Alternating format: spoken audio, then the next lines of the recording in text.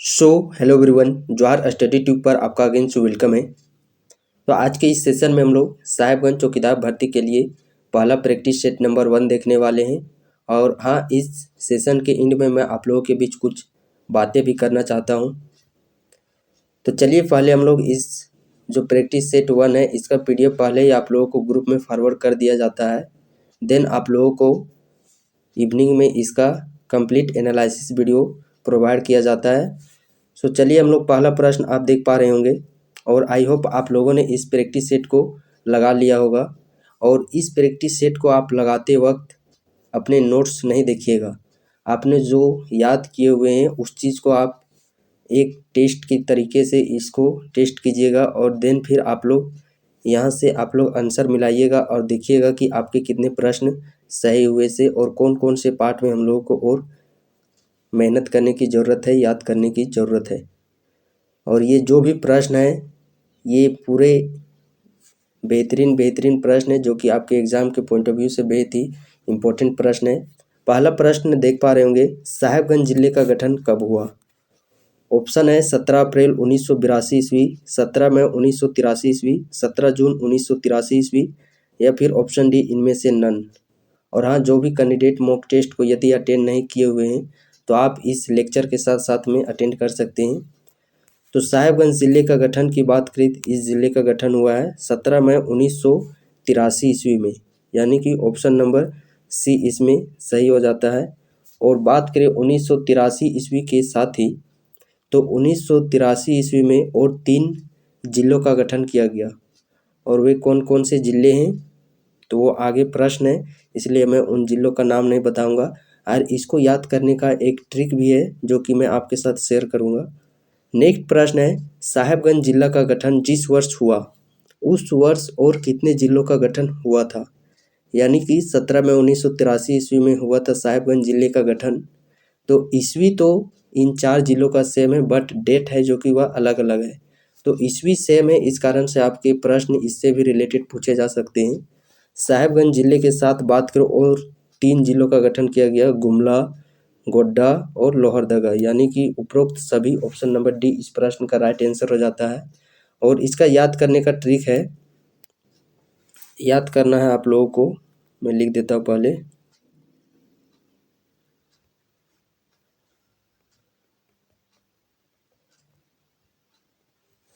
याद करने का ट्रिक है गुगोलो साहेब। क्या चीज? गुगोलो साहेब। मेरे साथ एक बार रिकॉल कीजिएगा, गुगोलो साहेब। गु से आप लोगों को याद कर लेना है गुमला, गो से याद कर लेना है गोड्डा, लो से याद कर लेना है लोहरदगा और साहेब से लिंक करके साहेबगंज। क्या चीज? मेरे साथ एक बार पुनः रिकॉल कीजिएगा, गु गोलो साहेब, गुमला, गोड्डा, लोहरदगा, साहेबगंज, इन सभी जिलों का गठन 1983 ईस्वी में ही किया गया है। नेक्स्ट प्रश्न है, झारखंड का एकमात्र जिला जिससे होकर गंगा नदी प्रवाहित होती है, सिमडेगा, सरायकेला, साहेबगंज या फिर उपरोक्त सभी? तो ये बहुत ही इम्पोर्टेंट प्रश्न है। झारखंड का एकमात्र जिला है जिससे कि गंगा नदी होकर के प्रवाहित होती है, वह जिला है साहेबगंज। नेक्स्ट प्रश्न है, साहेबगंज जिले का मुख्यालय कहाँ है? तो साहेबगंज जिले का मुख्यालय बात करें मेदिनीनगर, बक्सर, साहेबगंज या फिर ऑप्शन डी नन। साहेबगंज का मुख्यालय है साहेबगंज। नेक्स्ट प्रश्न है, साहेबगंज का उपनाम क्या है? साहेबगंज जिला को और किस नाम से जाना जाता है? झारखंड का प्रवेश द्वार, बिहार का प्रवेश द्वार, मंदिरों का शहर या फिर बंगाल का प्रवेश द्वार? तो साहेबगंज को और किस नाम से जाना जाता है? बंगाल का प्रवेश द्वार के नाम से। नेक्स्ट प्रश्न है, साहेबगंज झारखंड के कितने जिलों के साथ सीमा स्पर्श करती है? तो प्रश्न आप लोगों को यहाँ पे ध्यान से पढ़ना है। पूछा गया है साहेबगंज जो कि झारखंड के कितने जिलों के साथ अपनी सीमा को स्पर्श करती है? तो झारखंड के कितने जिलों के साथ अपनी सीमा को स्पर्श करती है? 2 जिलों के साथ। जैसा कि मैप इस प्रकार हम लोग बात करें साहेबगंज का, इस प्रकार साहेबगंज का मैप है। तो इसमें हम लोग बातें करना चाहें, इसके साहेबगंज के कौन कौन से जिले से टच करती है? एक है गोड्डा और एक है पाकुड़। गोड्डा इस प्रकार पश्चिम के दिशा में है गोड्डा, और इधर हम लोग बात करते हैं पाकुड़।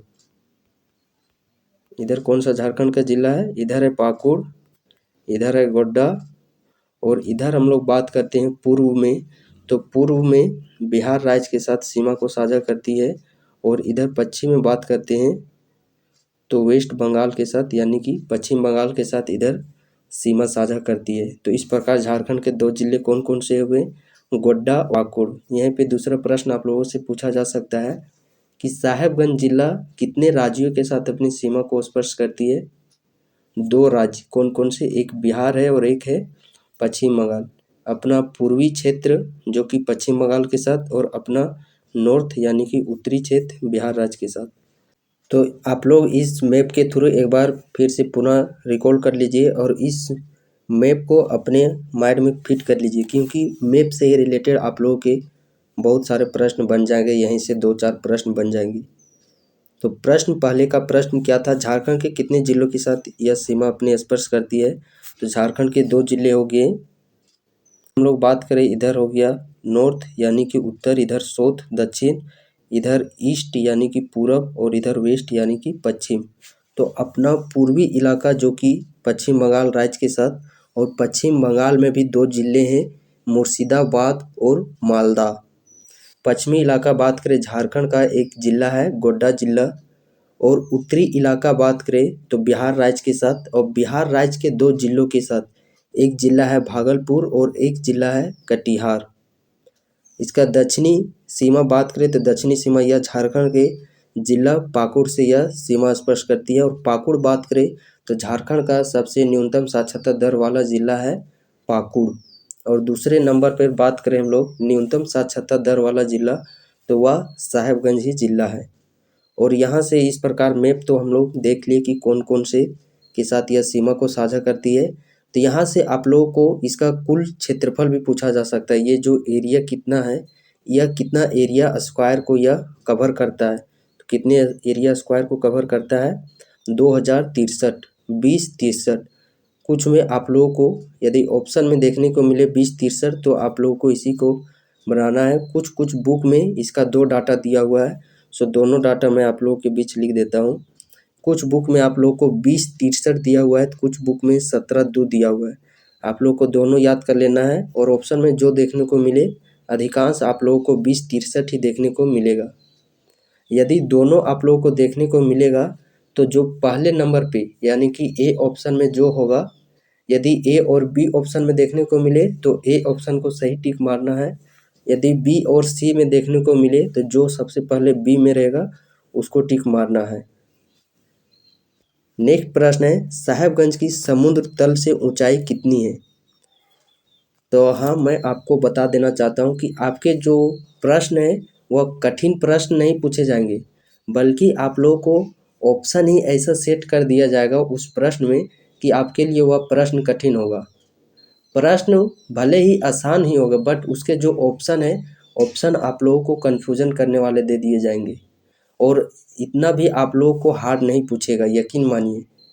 आप झारखंड के प्रीवियस ईयर प्रश्न का जो भी जेसीसी एग्ज़ाम कंडक्ट करवाती है, उस प्रीवियस ईयर को देखिए आप, वहाँ पे किस प्रकार झारखंड से रिलेटेड प्रश्न पूछे जाते हैं सो। और जो आप लोगों को ये प्रैक्टिस सेट दिया जा रहा है, ये सफिशियंट है। और हाँ, आप लोगों को जो डाटा बेस है उस डाटा को फैक्चुअल तरीके से आप लोगों को एक्यूरेट याद कर लेना है, क्योंकि आप लोग का जो ऑप्शन ही इधर उधर दे सकते हैं और प्रश्न को हार्ड किया जा सकता है। प्रश्न हार्ड नहीं रहेगा, लेकिन उसके जो ऑप्शन है वह हार्ड रहेंगे। जैसा कि आप इस प्रश्न में देख पा रहे होंगे, 37.185 मीटर, 37.185 फीट, या फिर 122 फीट, या फिर option D A and C both. तो इसमें आप लोगों को सही आंसर हो जाएगा, साहेबगंज की समुद्र तल से ऊंचाई कितनी है? तो ए एंड सी बोथ, यानी कि मीटर में बात करते हैं हम लोग तो 37.185 मीटर, और वही फीट में बात करते हैं तो 122 फीट इसकी समुद्र तल से ऊंचाई है। कितनी? 122 फीट, और मीटर में 37.185 मीटर। क्षेत्रफल कितना है? 2063 17-2, 2063 किलोमीटर स्क्वायर, 1702 किलोमीटर स्क्वायर। इस चीज़ को आप लोग को बार बार रिमाइंड करते हुए चलना है, और एक दूसरे को लिंक करके आप लोग को इसी प्रकार एक जितने ऑप्शन दिए हुए रहेंगे सभी ऑप्शन को आप लोगों को डिस्कस करना, ताकि आप लोगों को लंबे समय तक ये सारी चीज़ें याद रहे। नेक्स्ट प्रश्न है, साहिबगंज जिले में प्रखंड कितने हैं? ऑप्शन है 9, 2, 12 या फिर 3। तो साहिबगंज जिले में यदि हम लोग बात करते हैं प्रखंड की संख्या की, तो साहिबगंज जिले में कितने प्रखंड है? साहिबगंज में कुल प्रखंडों की संख्या यदि हम लोग बात करते हैं तो 9 प्रखंड है। कितने प्रखंड है? 9 प्रखंड है। और कौन कौन से प्रखंड है? साहेबगंज, राजमहल, बोरियो, बरहेट, उधवा, तालझारी, पातना, मंडरो और बरहरवा। तो ये 9 प्रखंड है जो कि साहेबगंज जिला के प्रखंड है। अदर ऑप्शन की हम लोग बात करते हैं तो दू से अभी रिलेटेड ही आप लोग को एक प्रश्न पहले कराया गया कि झारखंड के 2 जिलों के साथ गोड्डा और पाकुड़, और 2 राज्यों के साथ एक बिहार राज्य और एक पश्चिम बंगाल राज्य। तो इस प्रकार हम लोग 2 से रिलेटेड एक और प्रश्न बन जाता है कि साहेबगंज में कुल अनुमंडल की संख्या है कितनी? 2। और कौन कौन, ये भी आप लोग को याद रखना है। साहेबगंज एवं राजमहल जो फेमस इलाके हैं, 2 अनुमंडल है कौन कौन से? साहेबगंज और राजमहल। अदर ऑप्शन हम लोग बात करें 3, तो 3 से रिलेटेड भी आप लोग को प्रश्न बन जाता है कि स्थानीय निकाय की संख्या कितनी है साहेबगंज में? तो स्थानीय निकाय की संख्या 3 है। और विधानसभा क्षेत्र की भी संख्या कितनी है? 3 है। और कौन कौन से विधानसभा क्षेत्र है, इससे भी आप लोगों को प्रश्न बन जाएगा, इसीलिए विधानसभा क्षेत्र का नाम भी याद करना है। 4 ऑप्शन में 4 जगह का नाम दे देगा, निम्न में से पूछेगा कौन सा विधानसभा क्षेत्र नहीं है, इसीलिए आप लोग को विधानसभा क्षेत्र भी याद कर लेने हैं। तो 3 कौन कौन से विधानसभा क्षेत्र हैं? राजमहल, बोरियो, बरहेट। मेरे साथ रिकॉल कीजिएगा, राजमहल, बोरियो, बरहेट। और राजमहल के विधायक कौन है? अनंत ओझा जो कि बीजेपी पार्टी से संबंध रखते हैं। बोरियो के लोबिन हेम्ब्रम जो कि जेएमएम पार्टी से संबंध रखते हैं।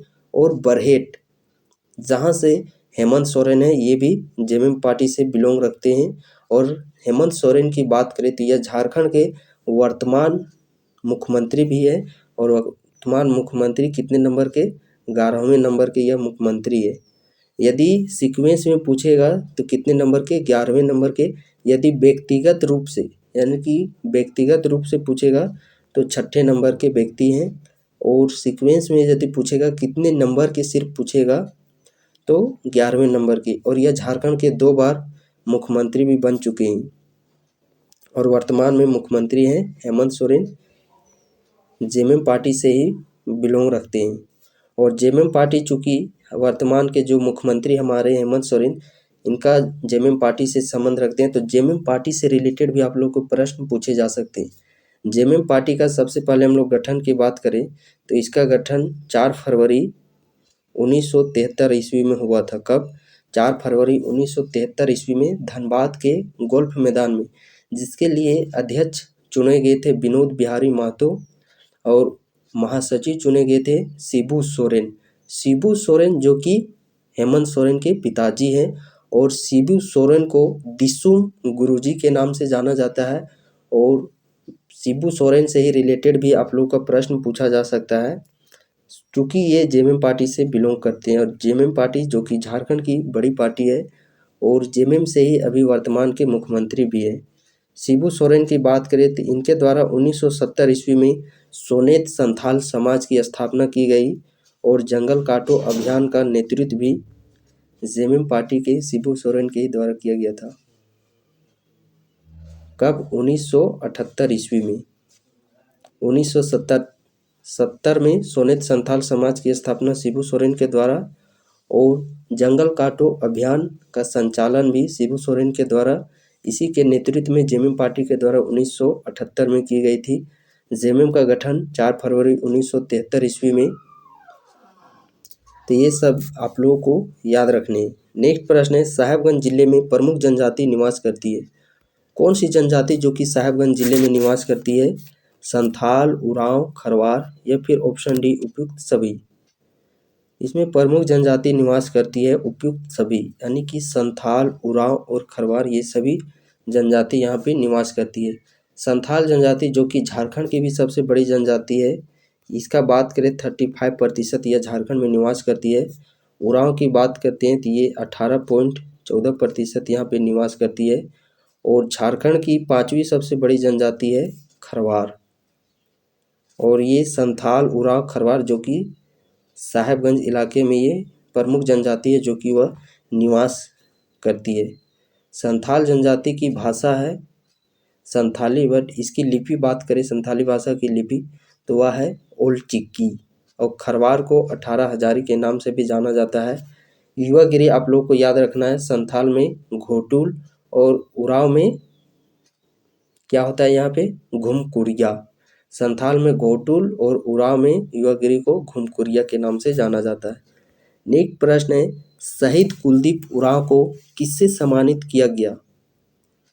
शहीद कुलदीप उरांव को किससे सम्मानित किया गया? अशोक चक्र, भारत रत्न, शौर्य चक्र, परमवीर चक्र। ये करंट अफेयर्स का आप लोग का प्रश्न है।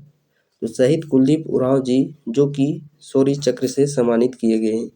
नेक्स्ट प्रश्न है, झारखंड राज्य का प्रश्न आप देख पा रहे होंगे, जैसा कि आप लोगों का पहले ही मैंने बताया था कि साहेबगंज का जो जिला दर्शन है उससे प्रश्न रहेंगे। साथ ही साथ आप लोगों को झारखंड से कुछ समान जानकारी के भी प्रश्न पूछे जाएंगे। प्रश्न है, झारखंड राज्य का गठन कब हुआ? झारखंड राज्य का गठन 15 नवंबर 2000 ईस्वी में बिहार राज्य से अलग करके किया गया। बिहार राज्य के कितने भूभाग को? 46 भूभाग को, यानी कि ये 45.80% है। तो इसी को अप्रोक्स में कंप्लीट तरीके से इसको लिख दिया गया है 46%। यदि आप लोगों को ऑप्शन में जो देखने को मिले, यदि 46 देखने को मिलता है तो ठीक है, यदि 46 नहीं देखने को मिलता है तो इसके अलावा आप लोगों को 45.80 देखने को मिलेगा। तो इस राज्य के रूप में झारखंड राज्य का गठन 15 नवंबर 2000 ईस्वी में किया गया था। और 15 नवंबर बात करें तो 15 नवंबर जो कि बिरसा मुंडा का ही जन्मदिन है। बिरसा मुंडा का जन्म कब? 15 नवंबर 1875 ईस्वी में। नेक्स्ट प्रश्न है, झारखंड राज्य के पहले राज्यपाल कौन थे? तो ये झारखंड की समान जानकारी से भी प्रश्न पूछा जाएगा और ये सब हम लोग को याद भी रहने चाहिए क्योंकि हम आखिरकार झारखंड के ही निवासी ही है। झारखंड के राज्य के पहले राज्यपाल कौन थे? पहले राज्यपाल तो वह है प्रभात कुमार। और प्रश्न में आप लोगों से दूसरा ऑप्शन देख पा रहे होंगे द्रौपदी मुर्मू। तो इनसे भी रिलेटेड प्रश्न पूछे जा सकते हैं क्योंकि ये अभी हमें वर्तमान के राष्ट्रपति भी हैं और दूसरी महिला राष्ट्रपति है और पहली आदिवासी महिला राष्ट्रपति है। तो इसी प्रकार झारखंड में भी आप लोग को पूछा जा सकता है झारखंड की पहली महिला राज्यपाल। तो झारखंड की पहली महिला राज्यपाल रह चुकी है द्रौपदी मुर्मू और पहली आदिवासी महिला राज्यपाल।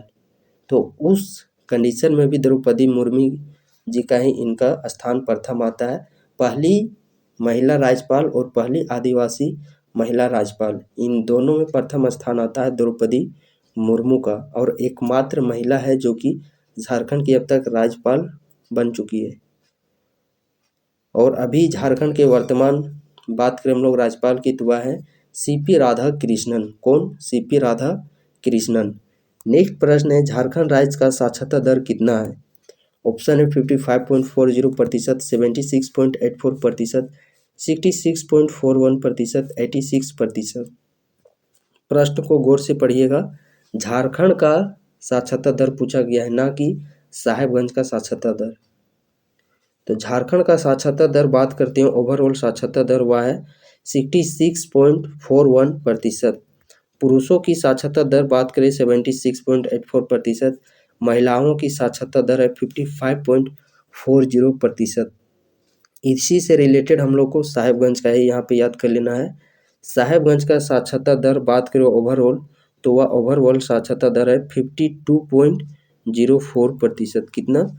52.04%। और पुरुषों की साक्षरता दर बात करते हैं तो 60 यानी कि 60.34%। ओवरऑल साक्षरता दर है 52.04%। पुरुषों की साक्षरता दर 60.34%। महिलाओं की साक्षरता दर है 43.33%। नेक्स्ट प्रश्न है, झारखंड राज्य का क्षेत्रफल कितना है? तो एक दूसरे को लिंक करके हुए आप लोग को पढ़ना है, जो झारखंड का उसी से कोरिलेट करके आप लोग को साहेबगंज का ही तुरंत रिकॉल कर लेना है। झारखंड राज्य का क्षेत्रफल बात करें तो कितना है? 79,714 वर्ग किलोमीटर। और ग्रामीण क्षेत्रफल की बात करें 77,922, 17,922 और 17,92 शहरी क्षेत्र है। इसी में हम लोग बात करते हैं साहेबगंज ज़िले के क्षेत्रफल की। तो साहेबगंज का क्षेत्रफल कितना है? साहेबगंज का क्षेत्रफल है 2063, या फिर आप लोगों को 1702 देखने को मिलेगा। पहला प्राथमिकता आप लोग को 2063 को ही देना है। और वन क्षेत्रफल की बात करते हैं साहेबगंज में, तो साहेबगंज का वन क्षेत्रफल कितना है? 573.95 को हम लोग 100 लिख के, यानी कि 574 भी आप लोग को ऑप्शन में देखने को मिल सकता है। तो 573.95 और 574 ये दोनों को आप लोग को याद कर लेना है। ये साहेबगंज जिले का वन क्षेत्रफल है। नेक्स्ट प्रश्न है, झारखंड राज्य का जनसंख्या कितना है? तो झारखंड राज्य का जनसंख्या कितना है? झारखंड राज्य का जनसंख्या की बात करें 3,29,88,134। ऑप्शन भी आप लोगों को ध्यान देना है, क्योंकि पहले ही मैंने आपके साथ डिस्कस किया है कि आप लोगों का जो क्वेश्चन है वह टफ बनाया जाएगा आपके ऑप्शन से ही, इसलिए ऑप्शन को ध्यानपूर्वक आप लोगों को देखना है। तो साहेबगंज का ओवरऑल जनसंख्या बात कर लेते हैं। झारखंड का तो है 3,29,88,134। उसी प्रकार हम लोग साहेबगंज का बात करते हैं तो 11,50,567। कितनी? 11,50,567 ये साहेबगंज जिले का जनसंख्या है। तो इस प्रकार हम लोगों ने आज साहेबगंज जिले का पहला प्रैक्टिस देखने का प्रयास किया। नेक्स्ट डे अब हम लोग इसके प्रैक्टिस सेट नंबर 2 को देखेंगे। तो चलिए आज के इस सेशन को अब हम लोग यहीं पे समाप्त करते हैं। और हाँ, आप लोग के बीच कुछ बातें करने वाले थे, जैसा कि ग्रुप में कुछ कैंडिडेट नेगेटिव थॉट को कमेंट करते रहते हैं, तो मैं उन कैंडिडेट से कहना चाहता हूँ कि आप लोग इस प्रकार के नेगेटिव कमेंट मत कीजिए, क्योंकि और जो भी कैंडिडेट ग्रुप में हैं उनका माइंड और डाइवर्ट हो जाता है। यदि आप इस प्रकार के नेगेटिव कमेंट करते हैं तो उनका भी टाइम वेस्ट होता है, साथ साथ में आपका भी टाइम वेस्ट होता है। और हाँ, बहुत कैंडिडेट कहते हैं कि अनाप शनाप के कमेंट करते रहते हैं, बट उससे मुझे कुछ लेना देना नहीं है। मेरा जो काम है और जो मेरी फ़र्ज़ है, उस फ़र्ज़ को और मैं अपने काम को पूरी निष्ठा के साथ करूँगा। चाहे आप लोगों को जो भी कमेंट करना है सो कीजिए। यदि आप लोग के पॉजिटिव कमेंट होंगे देन उस चीज़ को मैं एक्सेप्ट करूँगा। यदि आपके नेगेटिव थॉट कमेंट होंगे तो उस चीज़ को मैं इग्नोर कर दूँगा। और आप स्टडी से रिलेटेड जो भी प्रश्न पूछना है उस चीज़ को पूछिए, नो डाउट मैं आप लोगों को उसका अवश्य रिप्लाई करूँगा। बट आप लोग अनाप शनाप कमेंट करते हैं, इससे मुझे बहुत ही ख़राब होता है, लगता है। और हाँ, बहुत सारे कैंडिडेट ये भी कहते हैं कि पैसा पैसा। अच्छा, आप ही बताइए, जो कमीने आप लोगों से 50 रुपया लिया जा रहा है, ये इससे मैं कोई अंबानी बनने जाने वाला नहीं हूँ। 50 रुपया में आप ही सोचिए क्या होगा। पेन लेने जाइएगा, एक कॉपी लेने जाइएगा, राइटोमीटर पेन का दाम है 20 रुपया। एक कॉपी लेने जाइएगा तो 40 रुपये 50 रुपये एक कॉपी का दाम है। और आप लोगों को लगता है कि 50 रुपये हम लोग दे दिए तो पूरा कुछ भी हम लोग कमेंट कर सकते हैं। खैर जो भी हो, मैं तो सभी बैच में यही समझता हूँ कि 5 से 10% ऐसे लोग होते हैं। यदि इस प्रकार के भी लोग नहीं रहेंगे तो बैलेंस नहीं रहेगा। जैसे कि मैं बार बार आप लोगों को समझाता हूँ कि जिस प्रकार हमारी लाइफ में खुशी है और उसी प्रकार दुखी है, यानी कि दोनों का बैलेंस रहना अति आवश्यक है। यदि दोनों का बैलेंस नहीं रहेगा तो फिर हम लोग सही तरीके से आगे नहीं पढ़ पाएंगे। बट छोड़िए इन सारी बातों को, अदर कैंडिडेट को इन सारे नेगेटिव कमेंट थॉट्स पर आप लोग को ध्यान देना नहीं है। आप लोग को बस अपना मकसद होना चाहिए, आप लोग को फोकस होना चाहिए अपने एग्ज़ाम पर, अपने स्टडी पर। मैं तो सिर्फ आप लोग को एक मेंटर्स के तौर पर आप लोग को बार बार इस चीज़ के साझा करते रहता हूँ, आपके साथ शेयर करता हूँ कि आप लोग जिस प्रकार लोगों के साथ आप लोग की व्यवहार होगी, बात विचार होगी, उसी प्रकार आप लोगों को द्वारा व्यवहार मिलेगा, उनके द्वारा आप लोगों को प्रतिष्ठा मिलेगी। आप लोग पेशेंस रखिए और अपनी तैयारी को, अपने स्टडी को कंटिन्यू करते रहिए। एग्ज़ाम बहुत ही जल्द होंगे और जो जिस प्रकार का मेहनत करेगा उसको उस प्रकार का फल मिलेगा। सेलेक्ट होने वाले सेलेक्ट होकर ही रहेंगे, इस चीज़ को आप लोग ठान के चलिए। और हाँ, मेरे बातों से यदि किन्हीं को ठेस पहुंचा हो, किन्हीं को बुरा लगा हो, तो मैं आप लोगों से माफ़ी चाहता हूं। तो चलिए मिलते हैं नेक्स्ट वीडियो पर।